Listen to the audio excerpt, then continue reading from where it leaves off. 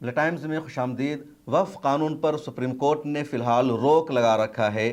حتمی فیصلہ آنا ابھی باقی ہے۔ اس کے باوجود جگہ جگہ نئے وقف قانون کا سہارا لے کر مسجدوں کو، درگاہوں کو یا اوقاف کی جائیداد کو چھینا جا رہا ہے، ڈیمولش کیا جا رہا ہے، کہیں کچھ دوسرا طریقہ اختیار کیا جا رہا ہے۔ اور اسی سلسلے میں ایک بڑا معاملہ ان دنوں سامنے آیا ہے پنجاب کے جالندھر میں۔ کہا جاتا ہے کہ پنجاب دھرم گروؤں کی، بزرگوں کی سرزمین ہے، مختلف مذاہب کے ماننے والے وہاں رہتے ہیں، لیکن پنجاب کے جالندھر میں ایک 100 سالہ عیدگاہ کو اب مسلمانوں سے چھیننے کی کوشش کی جا رہی ہے۔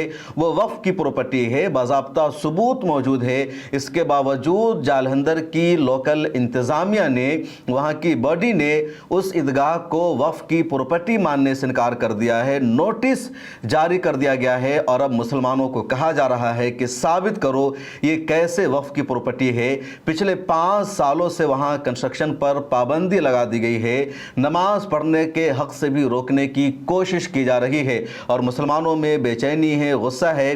پورا معاملہ کیا ہے اس کو سمجھے، اور آگے بڑھنے سے پہلے میری آپ سے گزارش ہوگی کہ یہاں ایک QR کوڈ دکھ رہا ہے، اس کو اسکین کر کے ملت ٹائمز کی ممبرشپ لے لیجئے تاکہ ملت ٹائمز مضبوط ہو سکے، آگے بڑھ سکے۔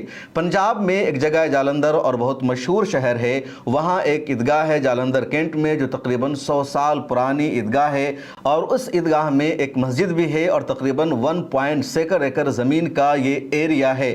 1909 میں انجمن اسلامیہ کو کسی نے وہ جگہ وقف کر دی تھی اور تب سے وہاں عید کی نماز ہو رہی ہے۔ انجمن اسلامیہ اس کے انتظام و انصرام کو سنبھال رہی تھی۔ جب پارٹیشن ہوا، ملک تقسیم ہوا، تو پنجاب کے بہت سارے مسلمان پاکستان چلے گئے، پاکستان کے بھی بہت سارے لوگ انڈیا آئے۔ جن لوگوں کے ہاتھوں میں اس عیدگاہ کا انتظام و انصرام تھا وہ لوگ بھی پاکستان چلے گئے، اور اس کے بعد 1954 میں باضابطہ انجمن اسلامیہ نے عیدگاہ کو، اس پوری جگہ کو وقف بورڈ کا حصہ بنا دیا اور وقف بورڈ کی املاک اور جائیداد میں اس کا رجسٹریشن ہو گیا۔ تب سے وقف بورڈ کے تحت ہی اس کا پورا انتظام و انصرام چلا رہا تھا، اور یہ 1.7 ایکڑ زمین ہے، عیدگاہ ہے، اور اسی عیدگاہ میں ایک چھوٹی سی مسجد بھی بنی ہوئی ہے جہاں جمعہ کی نماز ہوتی ہے، 5 وقت کی نماز ہوتی ہے، اور جمعہ کے دن کم از کم وہاں 400-500 سے زیادہ لوگ نماز ادا کرتے ہیں۔ مشہور جگہ ہے، بڑے بڑے لوگ وہاں جمعہ کی نماز ادا کرنے آتے ہیں۔ لیکن اچانک سال 2020 میں جب وہاں کچھ کنسٹرکشن کا کام چل رہا تھا، مرمت کا سلسلہ جاری تھا،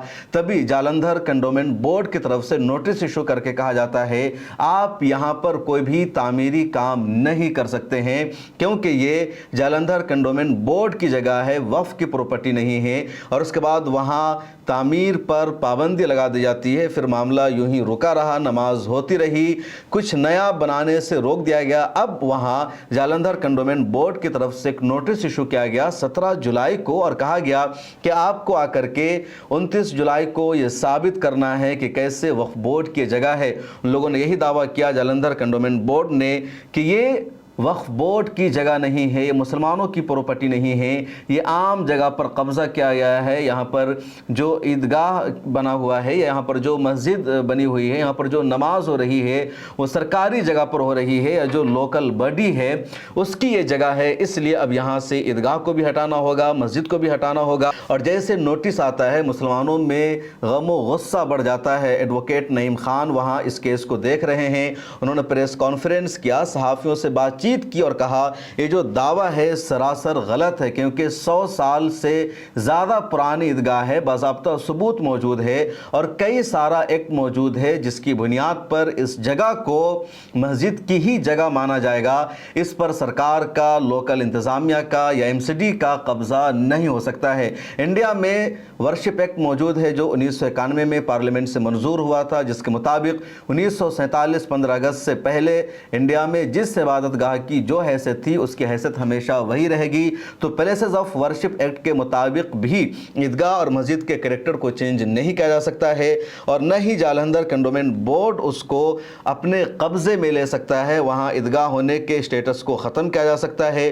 دوسری دلیل یہ ہے کہ وہاں پر باضابطہ ثبوت موجود ہے کہ مسلمانوں کی جگہ تھی، پھر انجمن اسلامیہ اس کے انتظام و انصرام کو دیکھ رہی تھی، پھر 1954 میں وقف بورڈ کے اندر اس کا اندراج हुआ, रजिस्ट्रेशन हुआ, डॉक्यूमेंट्स मौजूद है, सबूत मौजूद है, फिर उस पर इस तरह का दावा करना उसकी कोई गुंजाइश नहीं है।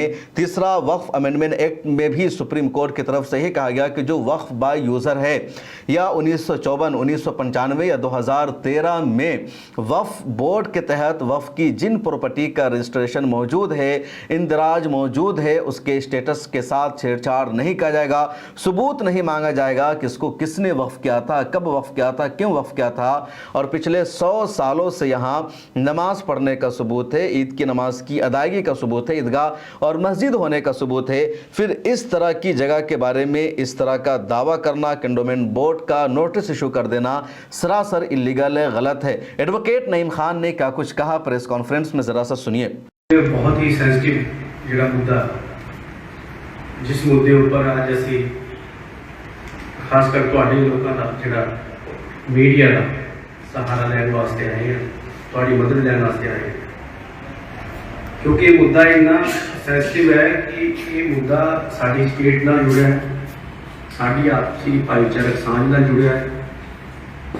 ਜੋ ਅੱਗ ਜਿਹੜੀ ਹੈ ਅੱਜ ਰੈਸਟ ਆਫ ਇੰਡੀਆ ਦੇ ਵਿੱਚ ਧਰਮ ਦੇ ਨਾਮ ਤੇ ਲੱਗੀ ਹੋਈ ਹੈ, ਇੱਕ ਬੜੀ ਪਲੈਨਿੰਗ ਦੇ ਤਹਿਤ ਉਹ ਅੱਗ ਅੱਜ ਪੰਜਾਬ ਦੇ ਵਿੱਚ ਜਿਹੜੀ ਹੈ ਉਹਨੂੰ ਲਾਉਣ ਦੀ ਕੋਸ਼ਿਸ਼ ਕੀਤੀ ਜਾ ਰਹੀ ਹੈ ਇਸ ਮੁੱਦੇ ਰਾਹੀਂ। ਮੈਂ ਇਸ ਮੁੱਦੇ ਤੇ ਬਰੀਫ ਕਰੂੰਗਾ ਸਾਰਾ ਕਿ ਮੁੱਦਾ ਹੈ ਕੀ ਹੈ। ਉਸ ਤੋਂ ਪਹਿਲਾਂ ਮੈਂ ਤੁਹਾਡੇ ਸਾਰਿਆਂ ਦੀ ਇਸ ਸੈਂਸਿਟਿਵ ਮੁੱਦੇ ਉੱਪਰ ਇੱਕ ਪੋਜ਼ਿਟਿਵ ਜਿਹੜੀ ਹੈ ਉਹ ਮਦਦ ਦੀ ਉਮੀਦ ਰੱਖਦਾ ਕਿ ਤੁਸੀਂ ਇਸ ਮੁੱਦੇ ਉੱਪਰ ਸਾਡੀ ਪੋਜ਼ਿਟਿਵਲੀ ਜਿਹੜਾ ਹੈ ਉਹ ਮਦਦ ਕਰੋਗੇ। ਇੱਕ ਈਦਗਾਹ ਜਿਹੜੀ ਤੁਸੀਂ ਸਾਰੇ ਜਾਣਦੇ ਹੋ, ਜਿਹੜੀ ਕੈਂਟ ਦੇ ਵਿੱਚ ਬਣੀ ਹੋਈ ਹੈ, ਇਹ ਈਦਗਾਹ 1905 ਤੋਂ ਉੱਥੇ ਨਮਾਜ਼ ਜਿਹੜੀ ਹੈ ਉਹ ਲਗਾਤਾਰ ਕੰਟੀਨਿਊਸਲੀ ਅਦਾ ਕੀਤੀ ਜਾ ਰਹੀ ਹੈ। 1905 ਤੋਂ ਲਗਾਤਾਰ ਕਿਸੇ ਨੂੰ ਕੋਈ ਆਬਜੈਕਸ਼ਨ ਨਹੀਂ ਸੀ ਸਟੇਸ਼ਨ ਈਦਗਾਹ ਦੇ ਨਾਂ ਤੋਂ। ਉਹ ਈਦਗਾਹ ਜਿਹੜੀ ਹੈ ਬਿਫੋਰ ਇੰਡੀਪੈਂਡੈਂਟ ਇੱਕ ਅੰਜੁਮਨ ਇਸਲਾਮੀਆ, ਗਮਖਾਰ ਅੰਜੁਮਨ ਇਸਲਾਮੀਆ ਇੱਕ ਵੈਲਫੇਅਰ ਕਮੇਟੀ ਸੀ, ਸੋਸਾਇਟੀ ਸੀ ਜਿਹੜੀ ਉਹਨੂੰ ਰਨ ਕਰਦੀ ਸੀ। ਫਿਰ ਆਫਟਰ ਪਾਰਟੀਸ਼ਨ ਦੇ ਟਾਈਮ ਤੇ ਉਹ ਲੋਕ ਜਿਹੜੇ ਇੱਥੋਂ ਛੱਡ ਕੇ ਪਾਕਿਸਤਾਨ ਚਲੇ ਗਏ। ਉਸ ਤੋਂ ਬਾਅਦ ਜਿਹੜੀ ਹੈ ਹੌਲੀ ਹੌਲੀ ਲੋਕਲ ਜਿਹੜੇ ਮੁਸਲਮਾਨ ਸੀ ਉੱਥੇ ਨਮਾਜ਼ ਅਦਾ ਕਰਨ ਲੱਗ ਪਏ। ਜਦੋਂ 1955 ਦੇ ਵਿੱਚ 54 ਦੇ ਵਿੱਚ ਜਦੋਂ ਇਸ ਸਰਵੇ ਕੀਤਾ ਗਿਆ ਸਾਰੀ ਪ੍ਰਾਪਰਟੀਜ਼ ਦਾ, ਇਹ ਪ੍ਰਾਪਰਟੀ ਗਵਰਨਮੈਂਟ ਵੱਲੋਂ ਨੋਟੀਫਾਈ ਕੀਤੀ ਗਈ ਆਪਣੇ ਆਫੀਸ਼ੀਅਲ ਗਜ਼ਟ ਦੇ ਵਿੱਚ, ਜਿਹੜੀ ਕੇਂਦਰ ਸਰਕਾਰ ਦਾ ਆਫੀਸ਼ੀਅਲ ਗਜ਼ਟ ਹੈ ਜਿਹਦੇ ਵਿੱਚ ਵਕਫ ਦੀਆਂ ਪ੍ਰਾਪਰਟੀਜ਼ ਨੂੰ ਨੋਮੀਨੇਟ ਕੀਤਾ ਗਿਆ। ਉਹਦਾ ਜਿਹੜਾ ਨੋਟੀਫਿਕੇਸ਼ਨ ਦਾ ਗਜ਼ਟ ਨੋਟੀਫਿਕੇਸ਼ਨ ਦੀ ਉਹ ਵੀ ਲੈਟਰ ਸਾਡੇ ਕੋਲ ਹੈ। ਉਸ ਤੋਂ ਬਾਅਦ ਉਹ ਪ੍ਰਾਪਰਟੀ ਜਿਹੜੀ ਹੈ ਉਹਦਾ ਇੰਤਕਾਲ ਪੰਜਾਬ ਵਕਫ ਬੋਰਡ ਦੇ ਨਾਮ ਤੇ ਹੋ ਗਿਆ। ਨੋਟੀਫਿਕੇਸ਼ਨ ਜਿਹੜੀ ਸਟੇਸ਼ਨ ਈਦਗਾਹ ਦੇ ਨਾਂ ਤੋਂ ਉਹਨੂੰ ਉਹਦੇ ਅਫੇਅਰਸ ਜਿਹੜੇ ਸੀ ਉਹ ਪੰਜਾਬ ਵਕਫ ਬੋਰਡ ਉਹਨੂੰ ਮੈਨੇਜ ਕਰਨ ਲੱਗ ਪਿਆ।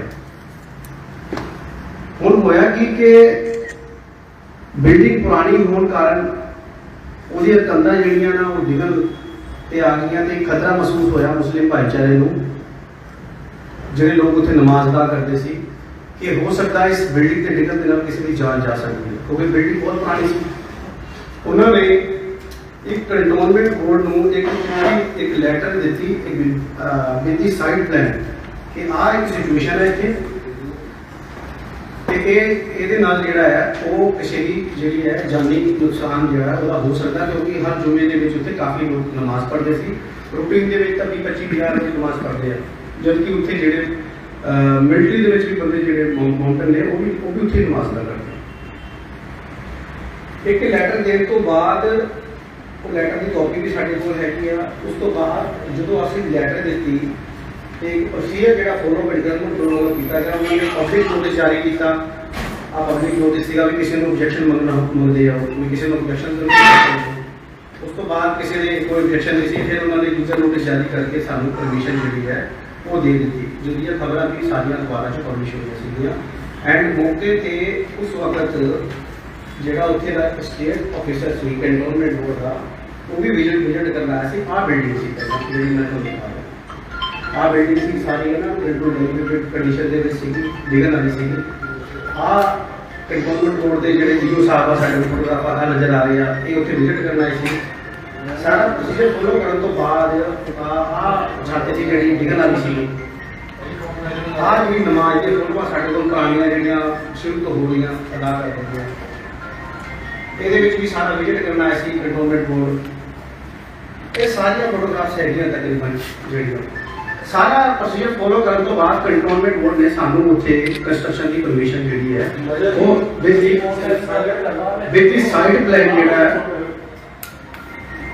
ਵਿਦ ਦਾ ਸਾਈਡ ਪਲਾਨ ਉਹਨਾਂ ਨੇ ਸਾਨੂੰ ਅਪਰੂਵ ਕਰਤਾ, ਪਰਮਿਸ਼ਨ ਗ੍ਰਾਂਟ ਕਰਦੀ, ਅਸੀਂ ਉੱਥੇ ਕੰਸਟਰਕਸ਼ਨ ਜਿਹੜੀ ਹੈ ਕਰਨੀ ਸ਼ੁਰੂ ਕਰ ਦਿੱਤੀ।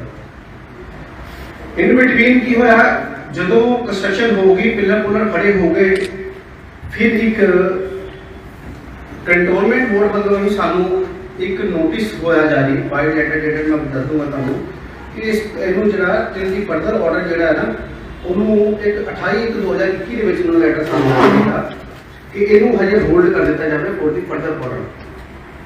ਅਸੀਂ ਹੋਲਡ ਕਰ ਦਿੱਤਾ ਕਿਉਂਕਿ ਕੰਟੋਨਮੈਂਟ ਬੋਰਡ ਵੱਲੋਂ ਨੋਟਿਸ ਸੀਗਾ, ਹੋਲਡ ਕਰ ਦਿੱਤਾ।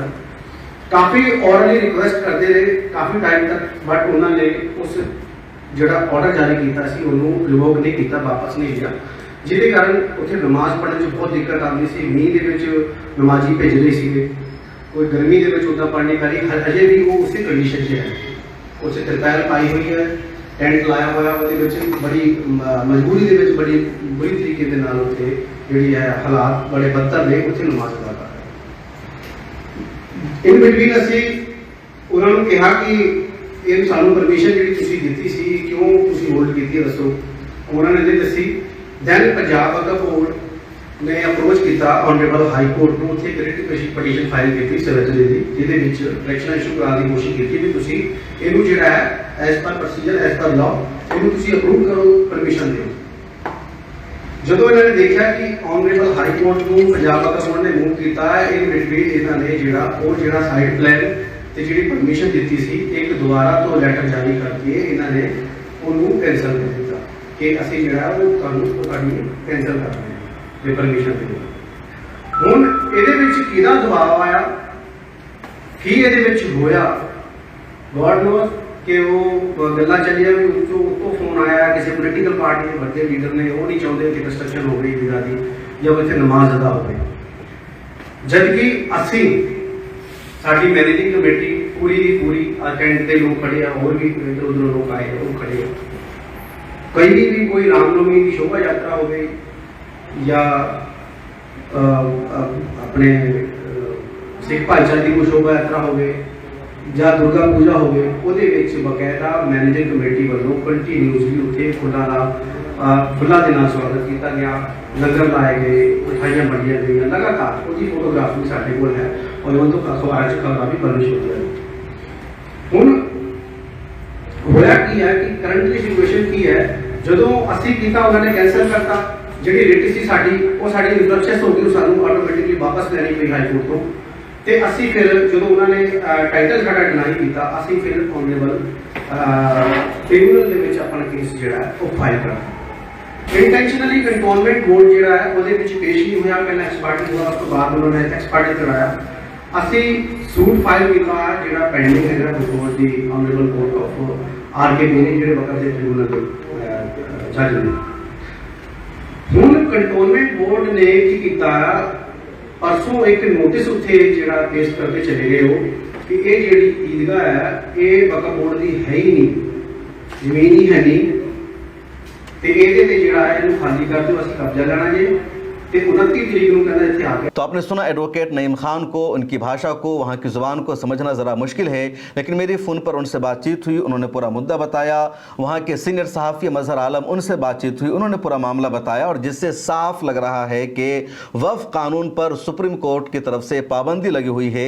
इसके बावजूद इस कानून का सहारा लेकर के या लोकल कानून का सहारा लेकर के पुरानी औकाफ की जायदाद को भी हड़पा जा रहा है, छीना जा रहा है। और जालंधर जैसे शहर में भी जहां आम आदमी की पार्टी है, जहां आम आदमी की सरकार है, वहां इस तरह का मामला हो रहा है, जिसकी वजह से मुसलमानों में गुस्सा और बेचैनी और ज़्यादा है। इस वीडियो में इतना ही। आपसे दरख्वास्त है मिल्लत टाइम्स की मेंबरशिप ले लीजिए और दोस्तों से भी तलकीन कीजिए को भी मिल्लत टाइम्स के सब्सक्राइबर बने, फिर मुलाकात होगी।